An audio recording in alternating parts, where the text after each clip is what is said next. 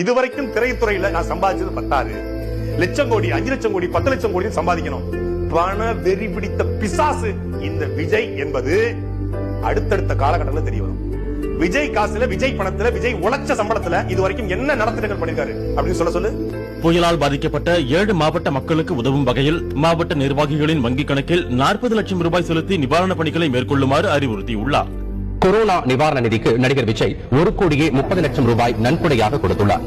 Corona தொற்று தடுப்பு பணிகளுக்காக பிரதமர் நிவாரண நிதிக்கு 25 லட்சம் ரூபாயும், தமிழக முதலமைச்சர் நிவாரண நிதிக்கு 50 லட்சம் ரூபாயும், கேரள முதலமைச்சர் நிவாரண நிதிக்கு 10 லட்சம் ரூபாயும், பெப்சி கூட்டமைப்பு நிவாரண நிதிக்கு 25 லட்சம் ரூபாயும், கர்நாடக முதலமைச்சர் நிவாரண நிதிக்கு 5 லட்சம் ரூபாயும், ஆந்திர முதலமைச்சர் நிவாரண நிதிக்கு 5 லட்சம் ரூபாயும், தெலங்கானா முதலமைச்சர் நிவாரண நிதிக்கு 5 லட்சம் ரூபாயும், புதுச்சேரி முதலமைச்சர் நிவாரண நிதிக்கு 5 லட்சம் ரூபாயும் நடிகர் விஜய் நன்கொடையாக கொடுத்துள்ளார்.